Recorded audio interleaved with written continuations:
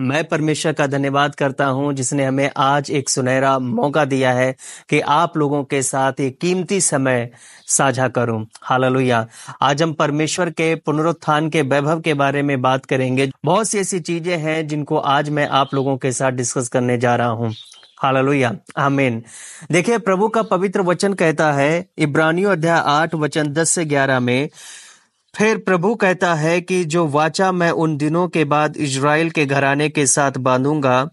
तो परमेश्वर का वचन यहाँ पर कहता है कि वो एक वाचा इजराइल के घराने के साथ बांधता है। वो हमारे साथ एक वाचा बांधता है। हम परमेश्वर का धन्यवाद करें। प्रभु, मैं तेरी स्तुति करता हूँ हमारे साथ वाचा बांधने के लिए। प्रभु, मैं तेरी स्तुति करता हूँ।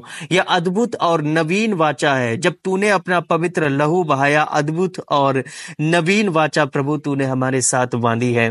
प्रभु यीशु, जब भी तूने वाचा बांधी है, तूने बलि दी है।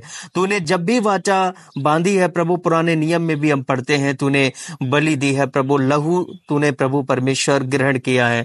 और खुदाबंद, यहाँ पर तू फिर से एक वाचा बांधता है जो नवीन और व्यवस्थान की वाचा है। आंतरिक व्यवस्था और आंतरिक भविष्यवाणियों की जो वाचा तूने हमारे साथ बांधी है प्रभु, आंतरिक अभिषेक की जो वाचा तूने बांधी है, आंतरिक व्यवस्था की जो वाचा तूने बांधी है, उसके लिए यीशु मसीह ने अपना पवित्र लहू बहाया है। मैं तेरी स्तुति करता हूँ। आज अपने इन पुत्र पुत्रियों को प्रभु तू आज इनके मन को खोल दे, इनको आशीषित कर, इनको ब्लेस्ड कर, ताकि खुदाबंद परमेश्वर ये तेरी उन बातों को समझ पाए, उस शिक्षा के रहस्य को समझ पाए जिसे तू आज इन्हें देने जा रहा है। परमेश्वर की महिमा के लिए प्रभु यीशु मसीह के सामर्थ्य नाम में मैं इस प्रार्थना को करता हूं। आमीन और आमीन। देखिए, प्रभु का पवित्र वचन कहता है, फिर प्रभु कहता है, जो वाचा मैं उन दिनों के बाद इजराइल के घराने के साथ बांधूंगा वह यह है कि मैं अपनी व्यवस्था को उनके मनों में डालूंगा और उसे उनके हृदयों पर लिखूंगा, और मैं उनका परमेश्वर ठहरूंगा और वो मेरे लोग ठहरेंगे। और दूसरा वचन 11वां वचन कहता है, और हर एक अपने देश वाले को और अपने भाई को यह शिक्षा ना देगा कि तू प्रभु को पहचान, क्योंकि छोटे से लेकर बड़े तक मुझे जान लेंगे।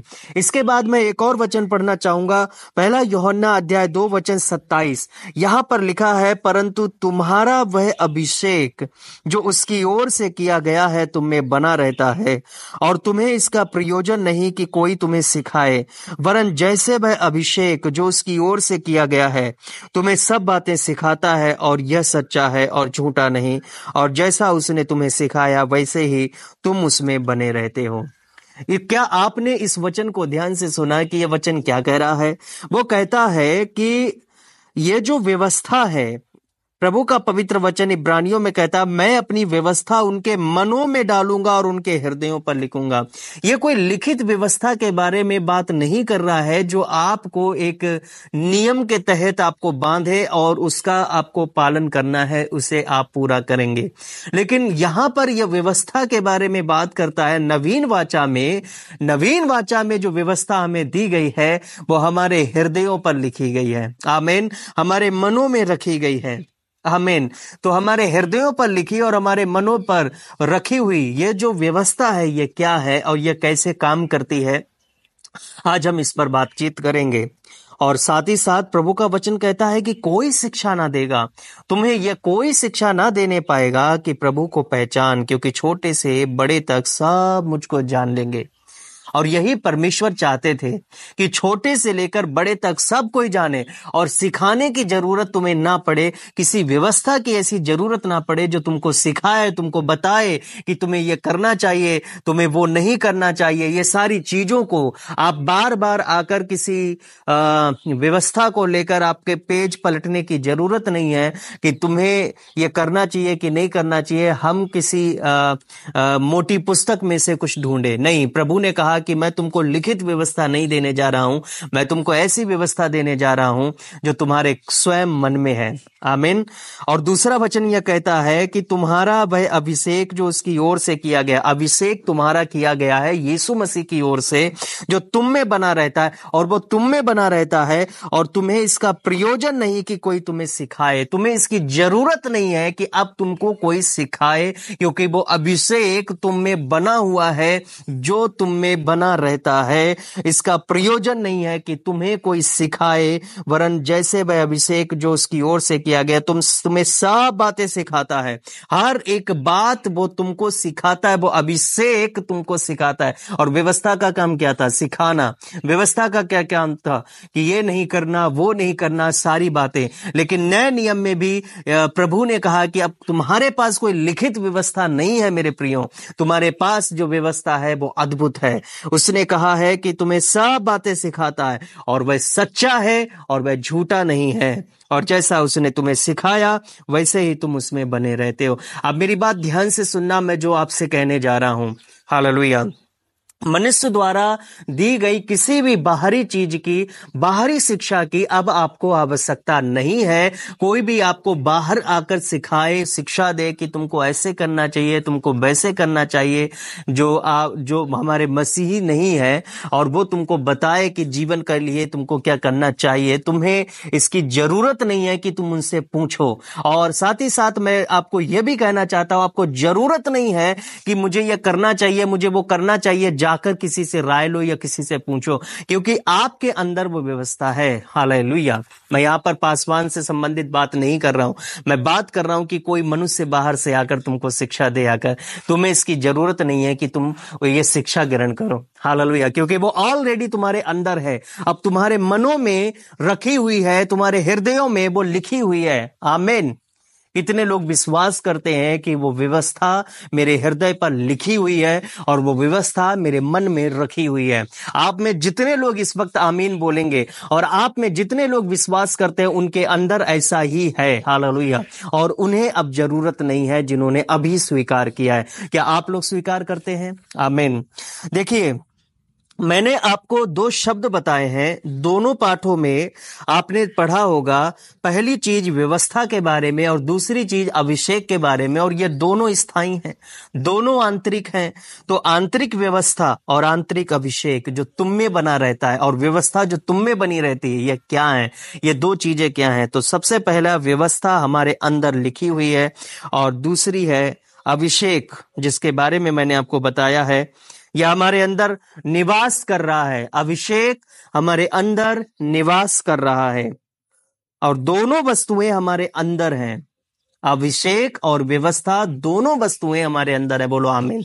प्रभु आपको बहुतायत की आशीष दे।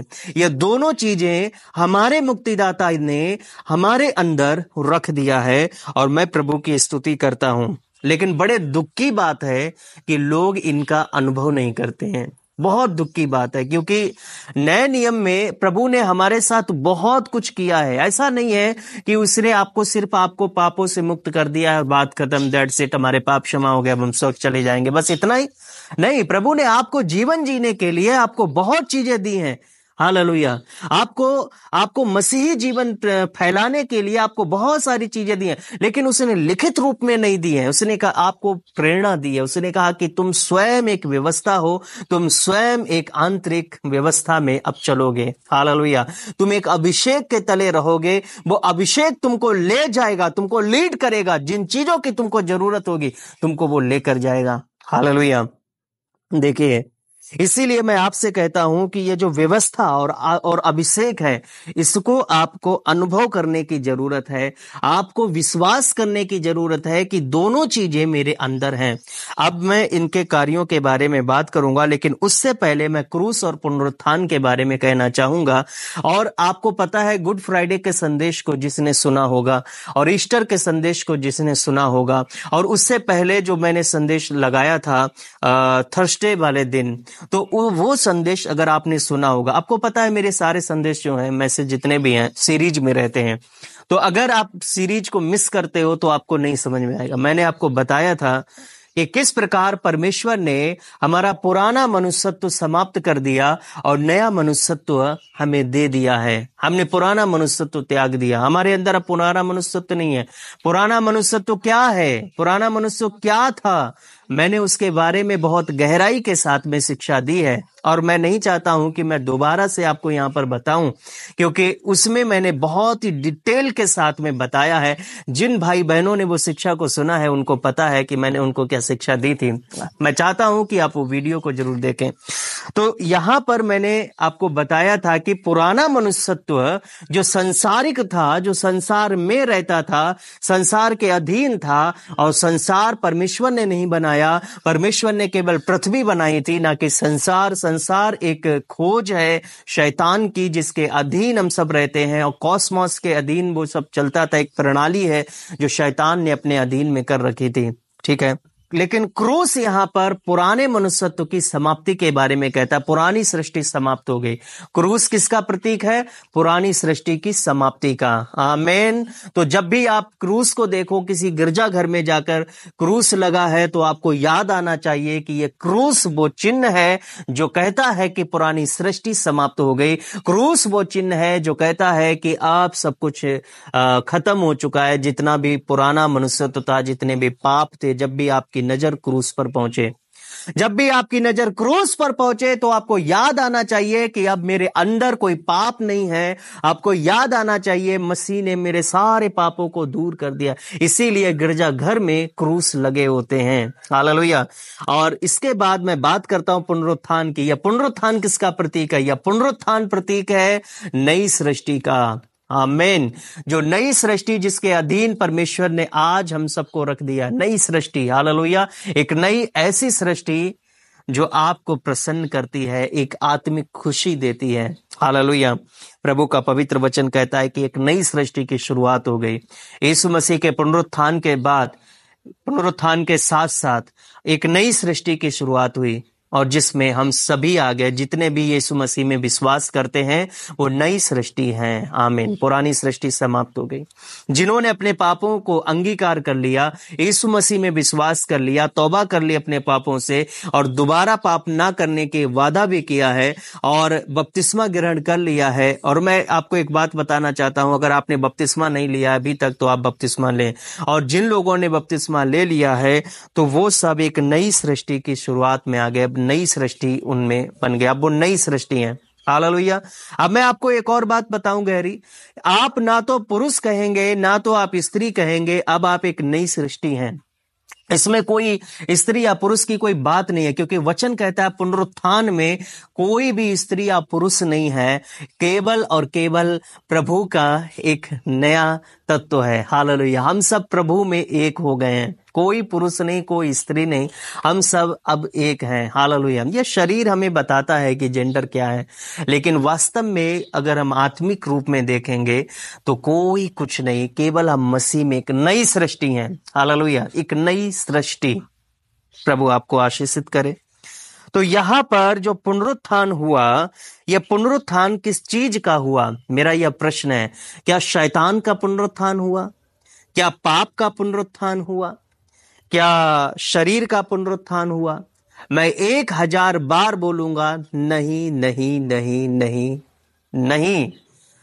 ना तो शैतान का पुनरुत्थान हुआ, ना पाप का पुनरुत्थान हुआ, किसी भी ऐसी वस्तु का पुनरुत्थान नहीं हुआ जो शैतान के द्वारा उत्पन्न या उसकी खोज के द्वारा हुई है, और ना संसार का पुनरुत्थान हुआ। तो पुनरुत्थान हुआ तुम्हारा, पुनरुत्थान हुआ मेरा, और पुनरुत्थान हुआ हम सबका जो मसीह में विश्वास करते हैं। क्रूस के द्वारा हम मारे गए, क्रूस के द्वारा हमें नाथा गया था। यीशु मसीह के साथ में मेरा शरीर क्रूसित हो चुका, और अब जो हम हैं सामने वो पुनरुत्थित शरीर है। प्रभु आपको आशीषित करे। आमीन। हालेलुया।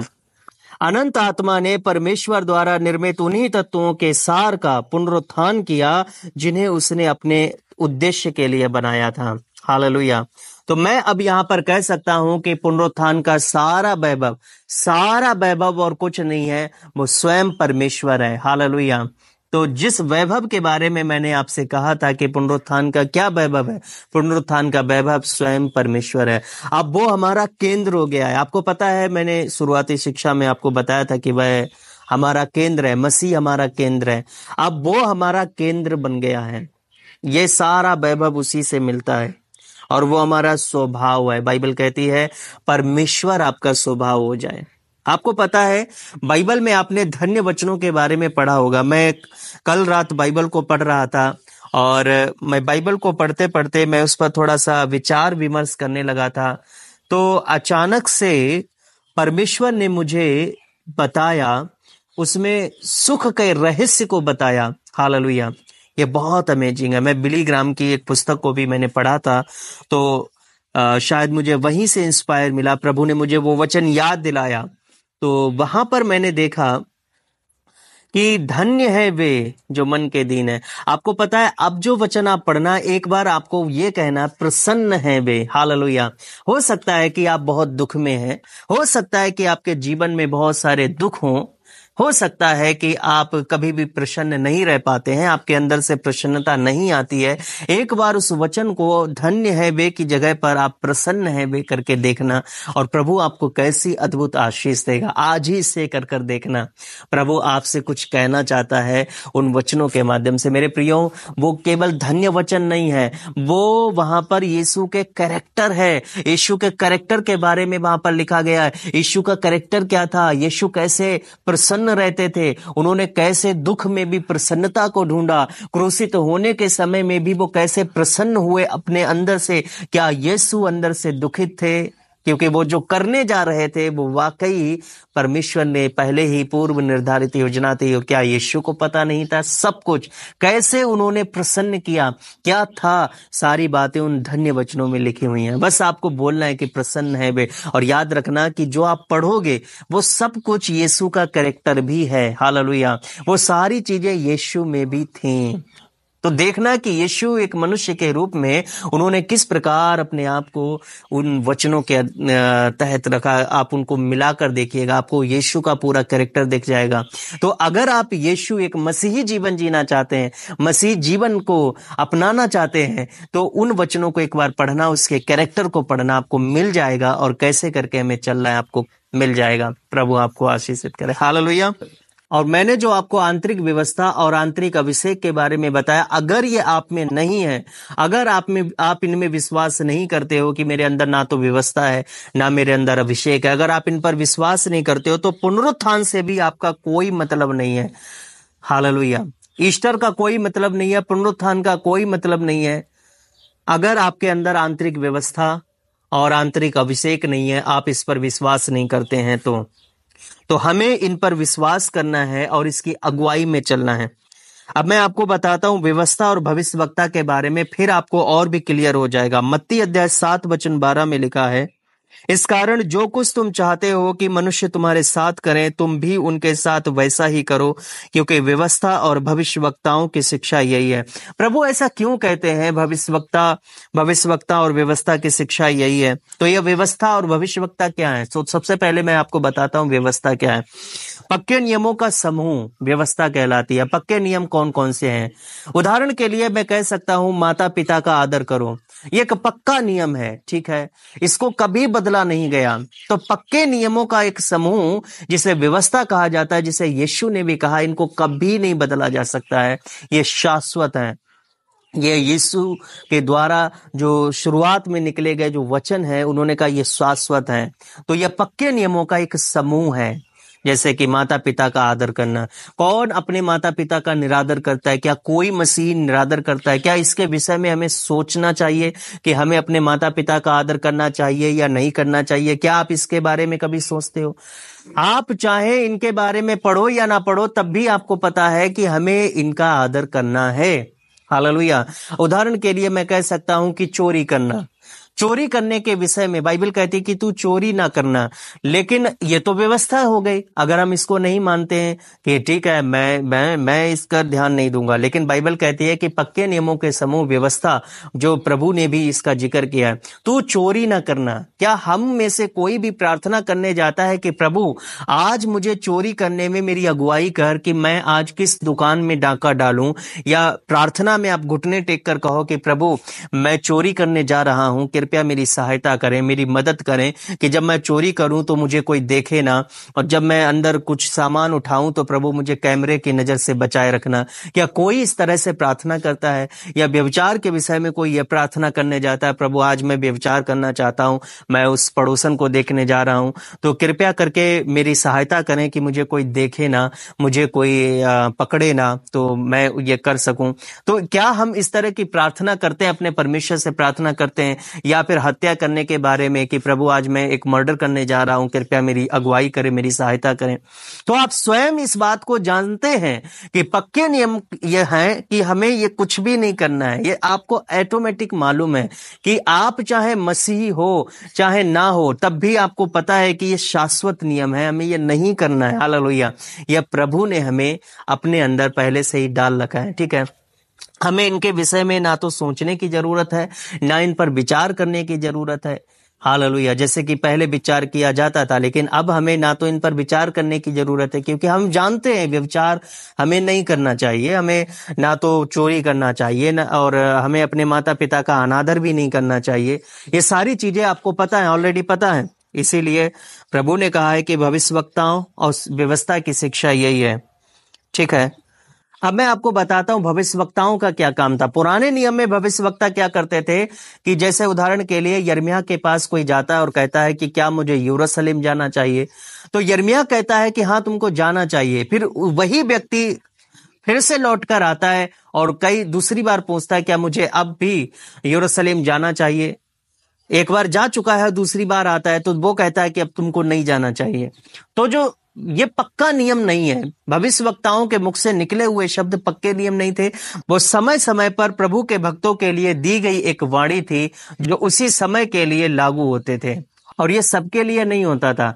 तो ये इसको कहते हैं प्रेरणा, मार्गदर्शन। जब वो नहीं समझ पाते थे तो मार्गदर्शन के लिए वो भविष्यवक्ताओं के पास जाते थे। तो मैं आपसे कहना चाहता हूं कि मनुष्य के अंदर आंतरिक व्यवस्था और आंतरिक अभिषेक भी होना चाहिए, ताकि उसका रिश्ता पुनरुत्थान से भी हो सके। नहीं तो पुनरुत्थान से हमारा कोई मतलब नहीं है। पुनरुत्थान केवल एक शब्द बन जाएगा। अगर आप ये नहीं मानते हो कि मेरे अंदर कोई व्यवस्था है, मेरे अंदर कोई आंतरिक अभिषेक है, अगर आप इन पर विश्वास नहीं करते, तो पुनरुत्थान क्या एक शब्द है। वो कहोगे कि हाँ पुनरुत्थान होता है, बस आप इस पर इसका अनुभव नहीं कर सकते हो। आपको पता है मसीह जीवन अब अनुभव के ऊपर आ गया। मसीह जीवन हमारे अंदर एक ऐसे प्रसन्नता का एक ऐसा जीवन है जो केवल अंदर ही अंदर हो रहा है, लेकिन क्या हो रहा है वो सिर्फ टेस्ट करने वाला जानता है। जैसे कि आपको मैं गुलाब जामुन दे दूं और आपको छेना भी दे दूं, रसगुल्ला, और आपको जलेबी दे दूं और आपसे पूछा जाए इसका स्वाद क्या, आप कहोगे ये मीठा है। हालेलुया।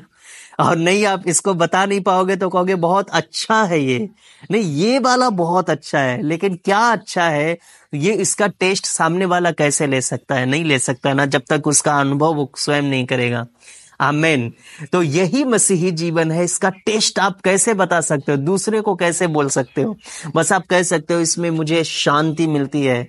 आप इसे एक्सप्रेस कर ही नहीं सकते हो, कोई करके दिखाए, कोई नहीं कर सकता कि जो आपको अनुभव हो रहा है उसको कैसे शब्दों में हम बयां करें, क्योंकि ये शब्दों वाली अब व्यवस्था है ही नहीं जो शब्दों में आप बयां कर सको।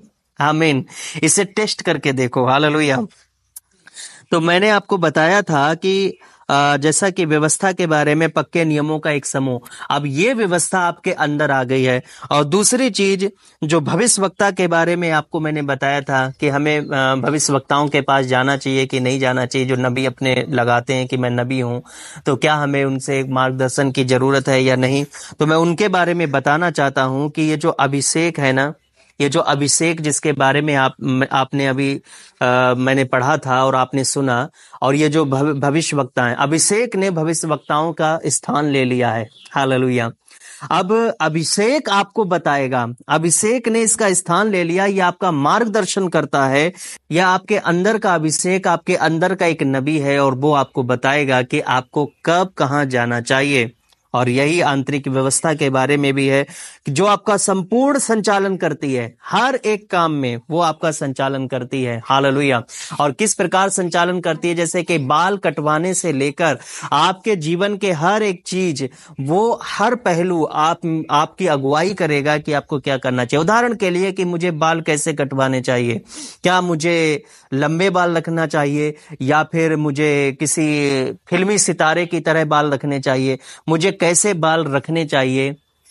तो आप तुरंत आपको अंदर अगुवाई मिलेगी कि आपको बाल ना तो फिल्मी सितारे की तरह रखना चाहिए, ना तो आप किसी गाय चराने वाले की तरह बाल रखना चाहिए। आपको कैसे बाल रखने चाहिए प्रभु आपको बताएगा, जो आपको कहेगा कि ये ठीक है। हालेलुया। जो आपके अंदर एक अगुवाई देता है। आमीन। हालेलुया। हर टाइम आपको एक अगुवाई मिलती है।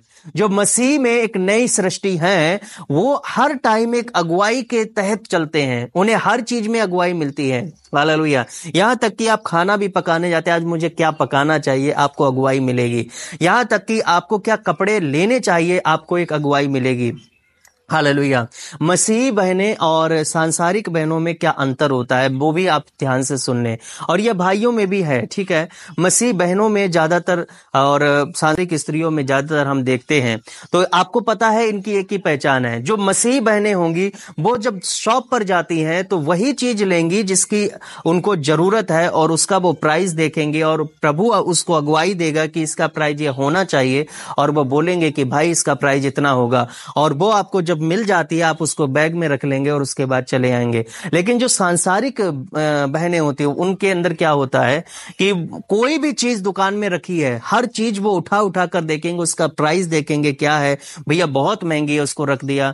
दूसरी चीज उठाई, बोले इसका देखा प्राइस, बोले बहुत महंगी है, लूट मची पड़ी है। इधर उठाया, अरे बहुत लूट मची पड़ी है। इधर उठाया, ये सारी चीजें, हाँ बहुत भैया लूट मची पड़ी है। लेकिन बाद में वो पूछता है, बहन जी आपको चाहिए क्या? मुझे चाहिए तो एक सुई थी, भैया सुई दे दो, ₹1 दिया, बात खत्म। लेकिन एक सुई लेने के लिए उसने पूरी दुकान की हर चीजों को देख लिया।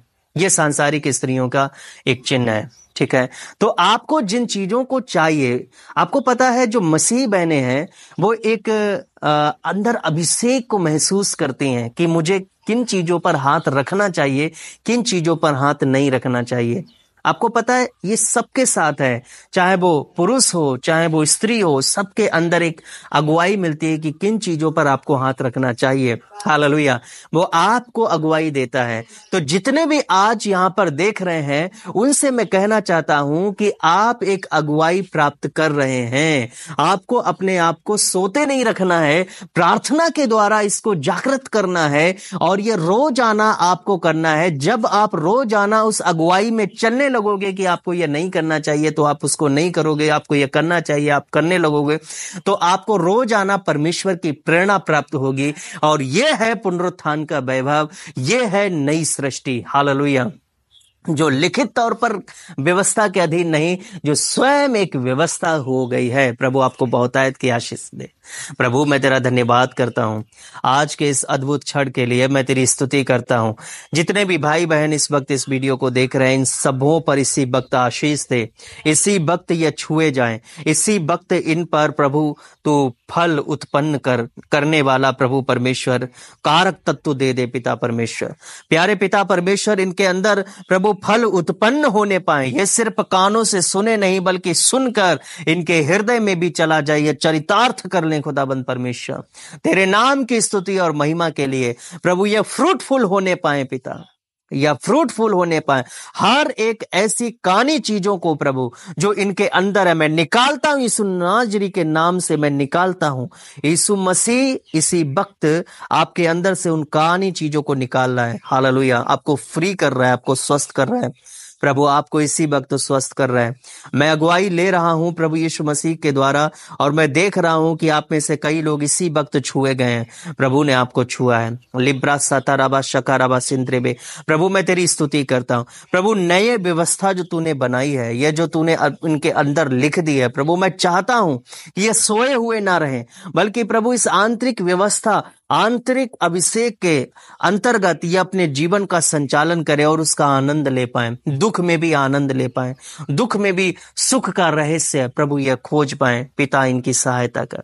हर एक आंसू तूने मिटा दिया, मैं तेरी स्तुति करता हूं। क्रूस ने सारे आंसुओं को मिटा दिया, मैं विश्वास करता हूं। क्रूस ने सारे रोगों को मिटा दिया, मैं विश्वास करता हूं। जितने भी लोग यहाँ पर आज क्रूस पर विश्वास करेंगे उनके रोग खत्म हो गए, और पुनरुत्थान पर विश्वास करेंगे वो एक नई सृष्टि बन गए। अब उनमें वो पुराना रोग नहीं है, पुरानी चीज नहीं है, पुराना जीवन नहीं है। आपको प्रभु यीशु मसीह इसी वक्त छू रहा है। विश्वास करो, विश्वास करो। इसी वक्त विश्वास करो, कहो कि क्रूस मैं तुझ पर विश्वास करता हूं, पुनरुत्थान में विश्वास करता हूं, अभिषेक जो मुझ में रखा गया मैं विश्वास करता हूं, यीशु मैं तुझ में विश्वास करता हूं। इसी वक्त प्रार्थना करो, अपने अपने जीवन को प्रभु को समर्पित कर दो, अपने जीवन को प्रभु को समर्पित करो इसी क्षण, और देखो प्रभु तुम्हारे साथ क्या कर रहा है। अपने अनुभव को देखो, देखो उसके स्वाद को चखो, देखो प्रभु तुम्हारे साथ कुछ कर रहा है। प्रभु इसी वक्त आपको आशीषित कर रहा है। हालेलुया। लिब्रा सताराबा सकाराबा टच टच लिब्रा सताराबा। Thank you Jesus. अपने बेटे बेटियों को आज छूने के लिए मैं तेरा धन्यवाद करता हूं, और तूने प्रभु इन्हें शांति से भर दिया। यीशु की शांति तुम्हारे साथ हो, यीशु मसीह के सामर्थ्य नाम में परमेश्वर की महिमा के लिए मैं इस प्रार्थना को करता हूं। आमीन और आमीन। हालेलुया। अब ये समय है परमेश्वर के राज्य के लिए बोने का। स्क्रीन पर दी गई जानकारी पर आप अपना कीमती बीज जरूर बोएं। बीज बोना, परमेश्वर के लोग हमेशा इसको अपनाते आए हैं, और बीज बोना वो अपने लिए एक धर्म मानते हैं कि यह मेरा एक धर्म है कि मैं बीज बोऊंगा परमेश्वर के राज्य के लिए। और जो भी परमेश्वर के राज्य के लिए बोते हैं वो कभी भी हालेलुया फेल नहीं होते। अपने जीवन में कभी भी वो फेल नहीं होंगे। परमेश्वर उनको बहुतायत की आशीष भी देगा। हालेलुया। इन दिनों में आपको पता है बहुत ही तेजी से समय बदल रहा है, और यीशु मसीह आने वाला है। और मैं विचार कर रहा था कि कितने लोग बचाए गए हैं। हम लोग केवल एक ही कुछ ही लोगों पर बस टारगेट करते हैं, बोले ये लोग नहीं, लेकिन आपको पता है ऐसी दुनिया में ऐसे बहुत से लोग हैं जिन्होंने अभी तक यीशु मसीह को स्वीकार नहीं किया। और जो यीशु को स्वीकार करते हैं तो वो उनका जीवन तो बचाया गया, पर बहुत से ऐसे हैं जिन्होंने यीशु को केवल एक नबी माना है, केवल नबी माना है, और उनके जीवन का क्या होगा जो एक गलत व्यवस्था के अंतर्गत हैं और यीशु को केवल नबी मानकर उन्होंने ग्रहण किया है। क्या उनका जीवन बचाया जाएगा? नहीं। हमें चाहिए कि उसको भी प्रभु एक शाश्वत जीवन दे दे, उसके जीवन को बदल दे, उसके आगे एक सच्चाई को बता दे। हालेलुया। प्रभु उसके जीवन में एक सच्चाई लेकर आए, उनका भी जीवन बदले। उनके लिए भी हमको प्रार्थना करने की जरूरत है कि वो नबी नहीं बल्कि वो एक सच्चा परमेश्वर है। हालेलुया। बहुत से लोग अभी बचाए जाना बाकी है। मैं चाहता हूं मेरे प्रियो कि आप सब प्रभु के राज्य के लिए जरूर बोएं, ताकि यह परमेश्वर का राज्य फैलता जाए, बढ़ता जाए, और ये संसार घटता जाए, खत्म होता जाए, उसका राज्य सब खत्म, हर एक लोग बचाए जाए। और मैं नहीं चाहता हूं कि कोई भी हमारा प्रिय भाई बंधु नरक की आग में जाए। हम सब स्वर्ग में जाएं और एक साथ खुशी के साथ रह सकें, अपने ईश्वर के साथ, अपने यीशु के साथ आनंद मना सकें। कितने लोग ऐसा चाहते हैं? जो चाहते हैं वो आगे आए। प्रभु आपको आशीषित करे। और जितने भी आप में से ऐसे स्टूडेंट लोग हैं जो कोई जॉब नहीं करते हैं, आपको पता है कि मम्मी लोग कुछ नहीं देते या परिवार से कुछ नहीं देता है, और वो माता पिता विश्वास नहीं करते हैं प्रभु पे, मैं उनसे कहना चाहता हूं कि आप इस वीडियो को शेयर करेंगे, और ये शेयर करना भी प्रभु आपके लिए एक दान गिनेगा। लेकिन जो दे सकता है वो जरूर दे। ऐसा नहीं करे कि जो दे सकता है वो भी यही काम करे। वो ये काम करे बहुत अच्छी बात है, वो शेयर करे बहुत अच्छी बात है, लेकिन जो दे सकता है वो भी जरूर दे। प्रभु आपको बहुत आयत की आशीष दे। God bless you. शालोम।